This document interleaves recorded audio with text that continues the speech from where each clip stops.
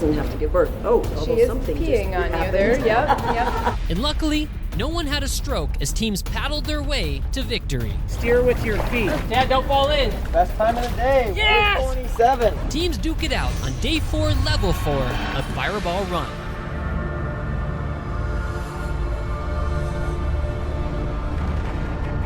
As a reminder, with every passing day, each mission's points increase by 10, adding additional pressure on teams and more emphasis on strategy. Feeling a little bit of anxiety this morning. You know, I know Burlington is going to represent, and that's what's making me have all this anxiety. Mayor Shane is feeling a little extra stressed today. I think it's because there's a little extra pressure on him today. Not only do we have to do our missions and get points so we can represent our town, Burlington, Iowa, but he has to perform when he gets there. He's the mayor of Burlington, Iowa. He's got to do the proclamation. He's got to do all these speaking things. Yeah, he's a little nervous. I can tell I'm starting to get back home, and I thought it was going to be less pressure, but things happen. So I've got one team that has some power steering problems. I'm going to call and see if I can locate them a mechanic. I've got another team that's dealing with some orthodontist problems, really making her uncomfortable. Henry, Team Dynamite, their laptop is down, and they need somebody to fix their laptop. So I'm starting to get a little nervous. I'm going to try to utilize this ride to get some things done and to get my mind right. Time to get dialed in. I found out that my 20-minute fuel stop was not for me, so I gave it to you. Oh, Kelly, are you serious? Yeah, so I guess what it does is it checks you in 20 minutes earlier. Thank you. Thank you. We have a system, so the driver, all he does is drive. All I do is navigate, and all Marcus does is solve the clues and bonuses. We like it, it works, we're fast with it. Marcus just did a live broadcast to Brazil, 80,000 followers on Facebook. So he likes to keep them informed on what we're doing. We show Monique, Santiago. The more you get on social media, the better chance you have of turning up some clues. Tom with Team Dubuque, we had a great time hosting all the fireballers last night.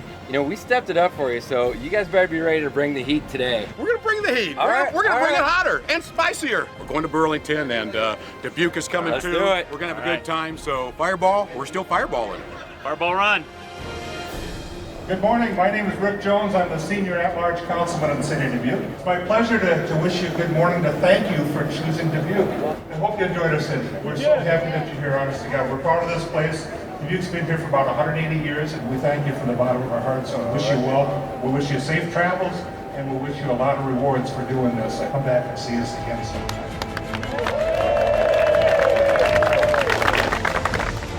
Welcome! We're coming over the hump as we begin day 4 of Fireball Run Big Country. We've got to leave the red brick and green bluffs behind in beautiful Dubuque as we follow the mighty Mississippi downriver to Burlington, Iowa. Fireballers, are you ready? Well then, get to your vehicles.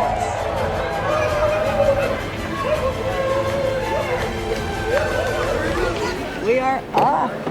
Shane, dude, you got everything ready tonight? I mean, there's a lot going on, man. How about are the kids getting out of school? The kids are good. All right, let's go to the Field of Dreams. Come on, get in. Your mayor's speech all written out? I'll be working on that. We'll work on that. So, and I still got to get that sent to me because I don't have that.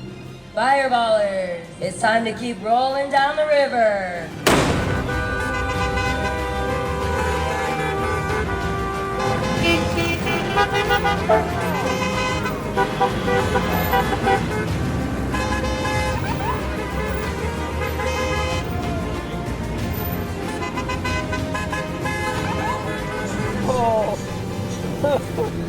Okay, we just passed the Angels in the McLaren.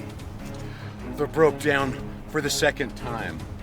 All I can say is, Chad, you're beautiful, man. I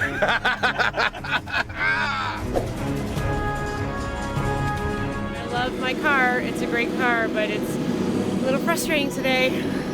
It's making me nervous. Okay, I did have it lifted yesterday. Okay. Yeah, we're good, Greg. Thank you.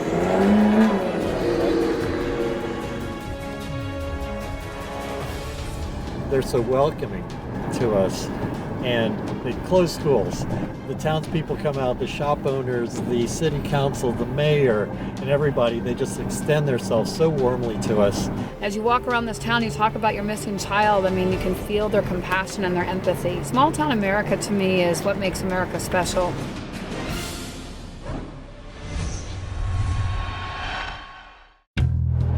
Stop for a bonus point of 8 points at the Wilton Candy Kitchen. And we're going to go there and we are going to have us an ice cream float and get 8 points. A root beer it is? A root beer float. Baby, if that's what you want, we're going to rock a root beer. The top of this clock here says Durand, D-U-R-A-N-D. He's got the T on it. That's what I'm trying to say. The clock has a D. In this I understand that. I'm just saying, why would they have a clock with fake? the wrong name in it? It wants a picture of a clock, and they didn't go to Durand to get it, and they got one that said Durand instead. Because there is no clock there in Durand. We will see. All right. Stop.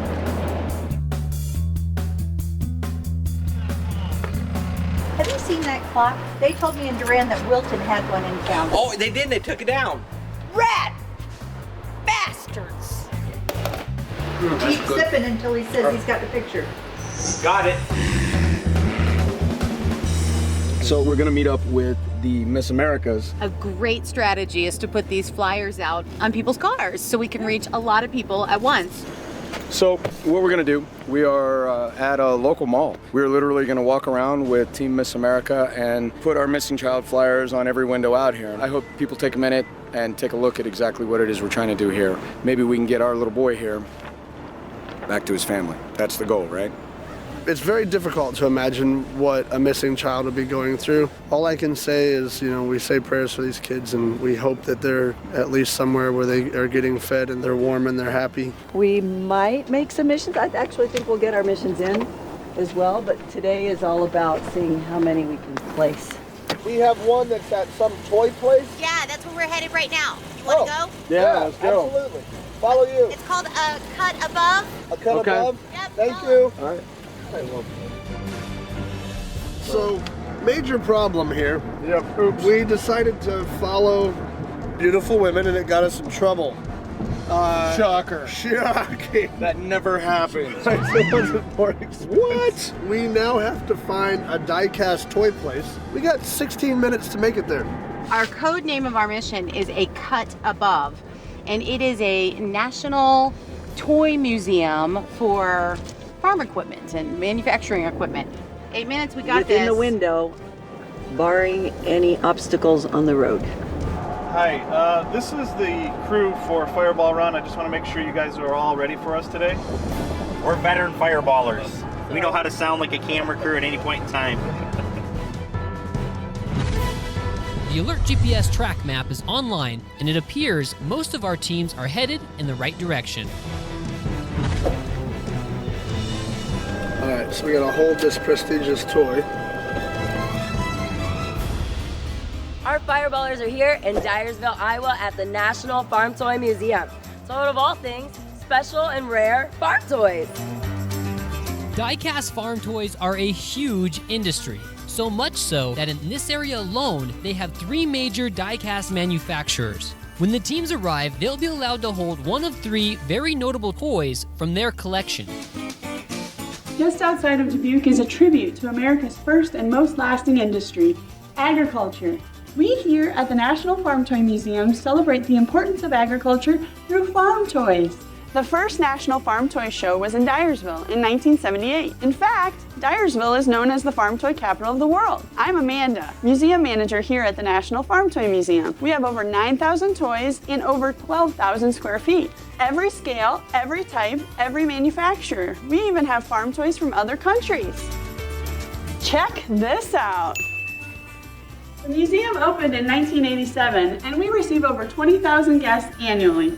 Bet you didn't know one of the biggest names in die-cast started in Dubuque, Iowa. In 1945, the famed Ertl Company started by making die-cast farm toys. Its founder is Fred Ertl Sr., one of the most celebrated designers and builders of die-cast vehicles in the world. In 1967, the company was acquired by Victor Comptometer, and of all things, they made adding machines. From that point, the company kept growing, inevitably owning both AMT and MPC model companies. Ertl became so accurate at predicting U.S. military secret planes, tanks, and vehicles that during the Cold War, it is rumored the Russians simply waited to see what models were being released. And here we have a 1930s Vindex hayloader. This cast iron model was manufactured by a toy division of the National Sewing Machine Company. At last year's National Farm Toy Auction, a similar model sold for $19,000. Okay, so talk about cutting it close. We are literally down to like 40 seconds. So I hope they let us get in here and get this done. What's your team number? 2. Okay, and what are you here to see? I think it's going to be like a hay processor or Okay, something like that. there we go. Yes, Yep. that's what it is, dude. So, wait My for depth that of one. farming knowledge paid off again. Welcome. That's why we call him the Awesome. CEO. Thank you. We will make sure these get posted.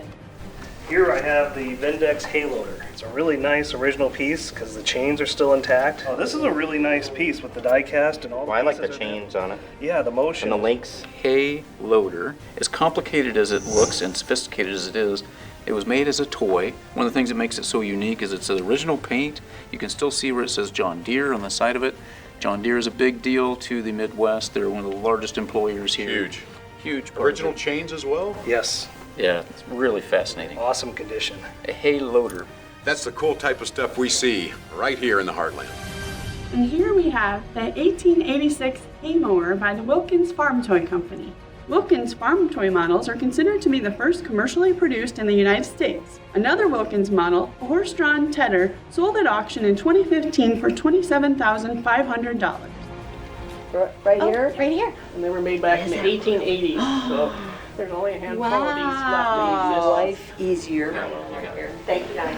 This is the Wilkins hay mower, and it's actually, though it's really small and I can hold it in my hands, it's identical to how it would be large scale. I think it's phenomenal. You won't find toys like this anymore. Smile at the Okay, camera. I've got you both. Okay. Very, very What a fun cool.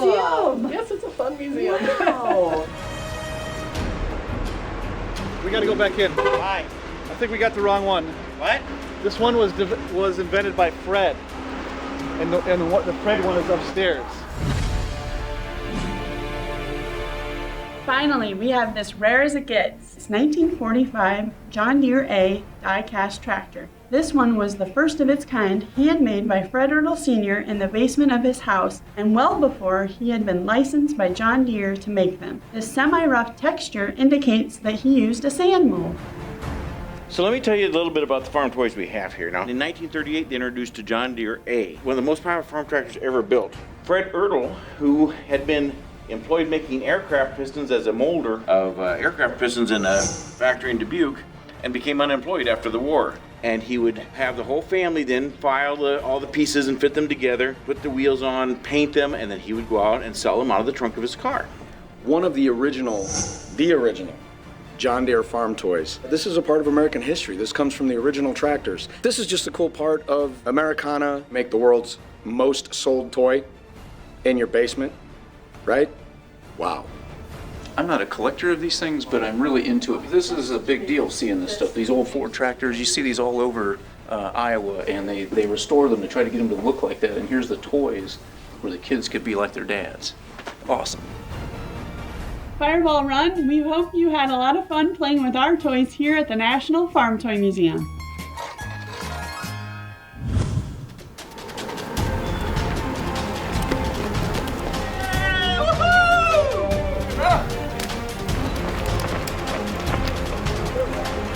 We are now getting ready to go do some really cool stuff. Some Abe Lincoln artifacts here. Vote for Team 93, which is my team, the Red Ranger team. God bless, man. I'll catch up with you later. We're going to Burlington, 2 hours and 17 minutes.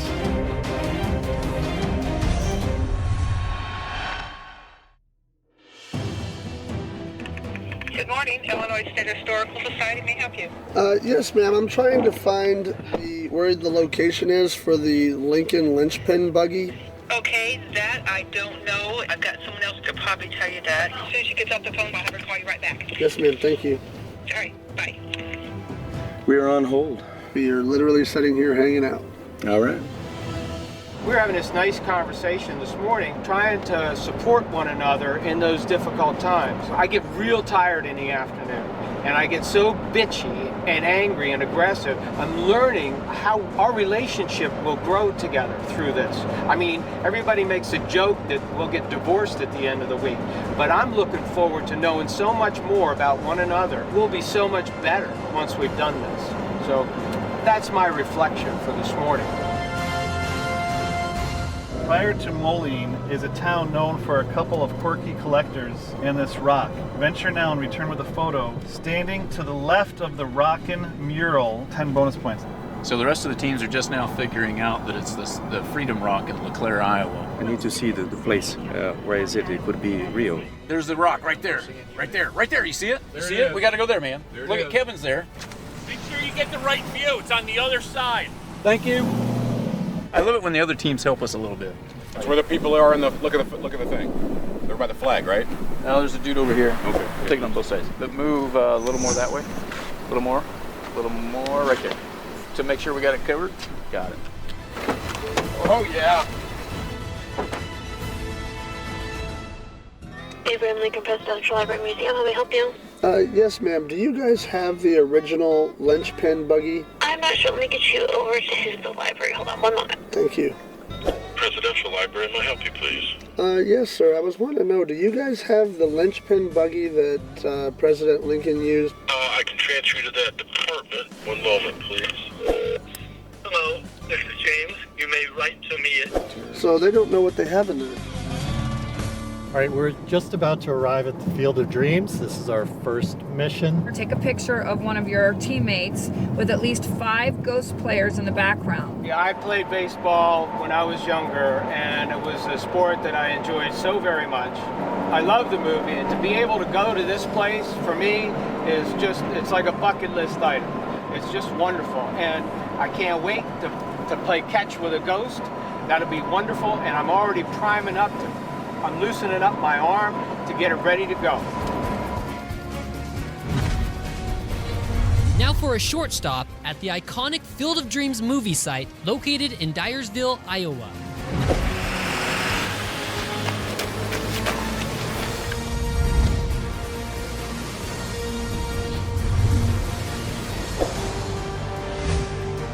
If you remember nothing else from this show, I want you to remember one thing.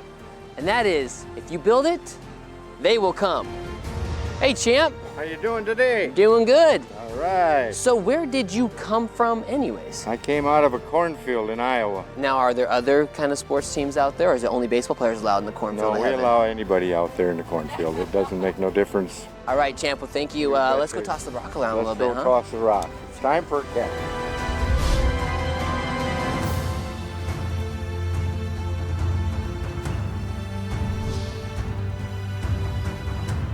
Welcome to the very real Field of Dreams. I'm Denise Stillman, the Chief Preservationist, and this is the very place where the Academy Award-nominated film starring James Earl Jones and Kevin Costner was filmed back in the late 80s. The movie is about an Iowa corn farmer who spent his life searching for his dream. Then one day, his dreams came looking for him. Prior to becoming a film site, this was just another Iowa cornfield. Actually, it was 2 different cornfields with 2 different owners. In the late 80s, famed director Phil Alden was scouring Iowa in search of the perfect location for his film when he happened upon this place. He based this selection on the home behind me, which he found to be ideally positioned for sunsets. Although the home and the majority of the field was owned by Don Lansing, his placement of the field required permission from the adjacent property owner. When all parties agreed, the ball field was built and the action rolled. To accommodate filming, this home, originally built in the 1900s, had to be modified. This picturesque bay window behind me was added so that cameras could film from the inside and out onto the ball field. Inspired by the film, in the early 90s, a ghost player team was formed to entertain guests. In 2007, Don Lansing and his new wife acquired the other property, and that is why today you can experience the original movie site exactly how it was then. You guys have no idea. One of the most incredible things. The Field of Dreams. Oh, look at the guy. And dreams are to bring children home. Those are the ghosts right supposed there. to be a part of it. Which ghost are you? I feel like we're following each other. Ghosts. Ghost 1. I can't believe I'm here. This is kind of surreal at the moment. Getting ready to play catch with a bunch of baseball players, and it looks just like it did in the movie too, which is really cool. 9:36 is the start. No way! What way? We finally got to a mission like early. So we're ready to play some ball. Yeah, let's play some ball. All right, let's get Who's you gonna out throw there. with him? I think they're going to want me to do it. Brian. Yeah!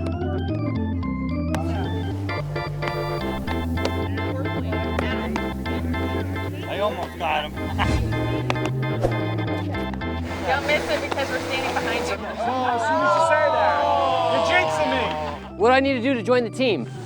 Cut your hair? Not the hair. Do I need to dye too? No, you do not. As long as you won. That was real nice, man. That felt so good. Appreciate it. Thank you. There you go. 2, 3. There you go. You have no idea how much. Thank you, sir. Oh, you're welcome. Nice to meet you. Nice to meet you. Thanks for what you do. Hi there, I'm Jay. Hi, I'm Betty. Betty, thank you. You're welcome. I was born and raised right here in this house. You grew up here? Born. Are you kidding? You were born here? No way. Oh my God. I thought you were just a proprietor. Wow. So this is the 25th anniversary bat from the Field of Dreams, and it's signed right here by Kevin Costner.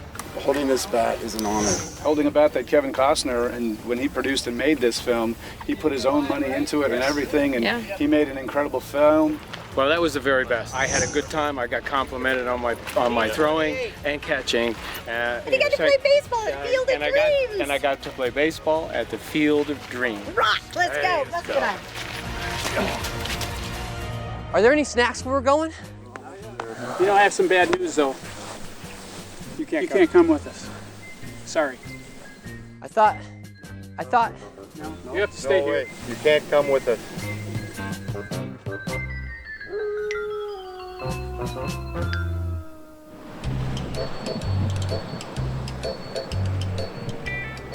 We've been sitting still now, not moving, not driving, and making zero effort to get to the next space for almost 40 minutes. So far, nobody has said yes to having this linchpin buggy. We've asked a bunch of the other teams if they know anything or have any help to offer, and so far nobody has been able to offer or help. Let's go to the leaderboard. Hitting it out of the park, Team Impact breaks 500. 20 points behind, the Versailles Van Load with 485 points. An impressive 475 for the Miss Americas. Mostly Middle I team has 445 points. Still keeping up, the Newlyweds have 410 points. The Rangers with an even 400. Burlington still fighting a setback with 390 points. Peering in to the next episode. It's like old times again at the location of a Lincoln-Douglas debate. This is a political platform, so it's a little bit unstable. Mr. President. Teams discover an old flag with lingering controversy. Somebody had a little fit over the words and turned it upside down. The museum mission leads to a character-filled moment. It's pretty darn valuable and precious. And more buttons than one can muster in Muscatine, Illinois. I think I heard Jay say we got 10 minutes. I think he's trying to eat those words. I am, yes. An episode you can count on next Fireball Run.